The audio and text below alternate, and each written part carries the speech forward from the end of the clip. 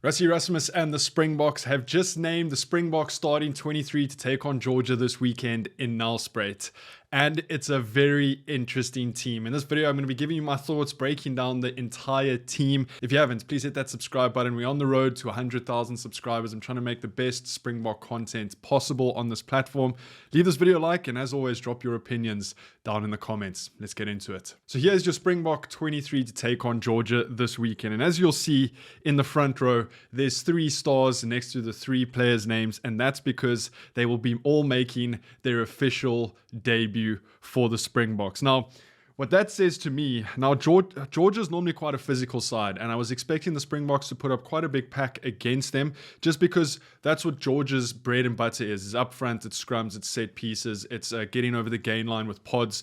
And Rassie Rasmus, although he's backed it up in the second half of the pack, has gone, here's the keys to the scrum, boys, let's see what you can do.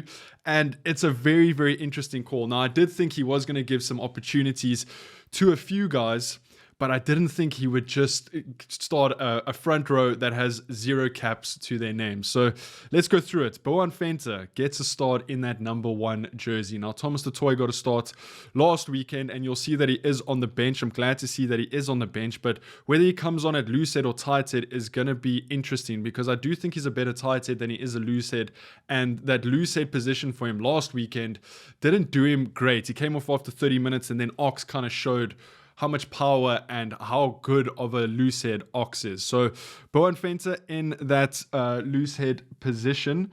And then we've got Marnus van der Merwe in that hooker position. Now, the Jan-Hendrik Wessels experiment last week, in my opinion, didn't work with him coming off of the bench in that hooker role. The lineouts were a little bit sloppy when he came on. He just didn't find his rhythm.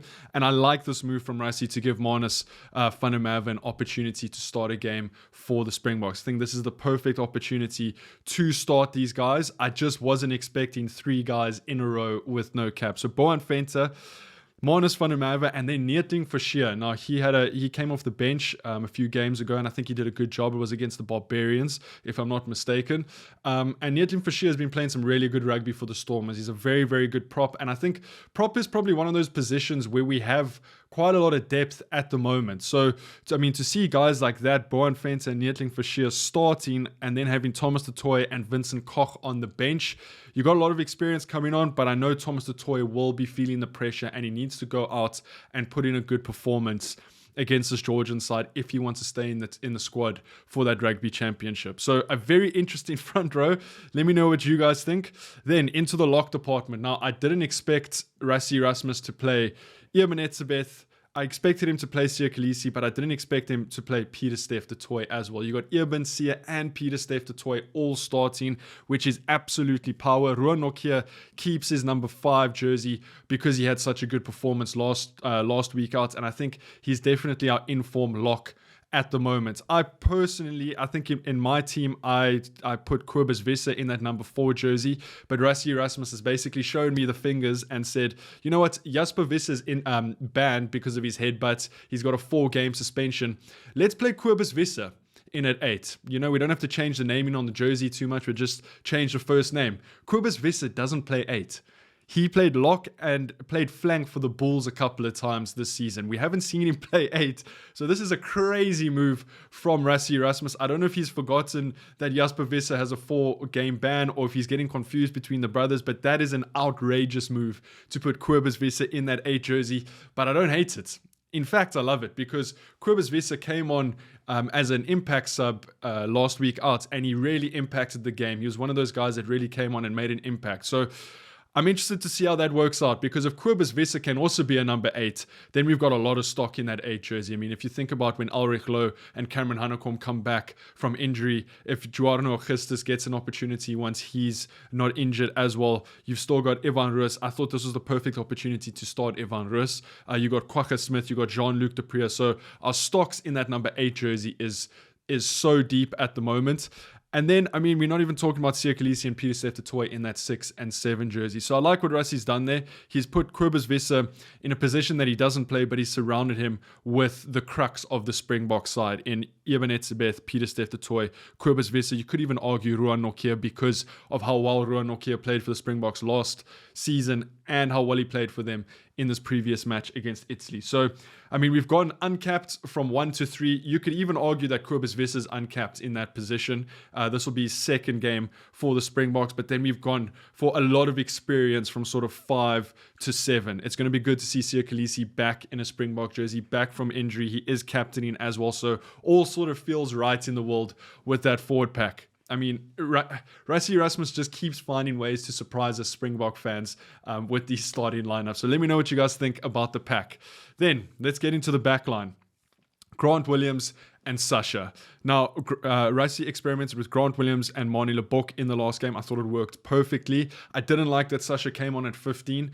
I think he's definitely more of a 10, and I prefer him in that 10 jersey. Grant Williams had a phenomenal game last week, and I think partnering him up with Sasha, who's very similar in sort of style to Manie Libbok, is going to work very, very well. I think that's a great combination to have.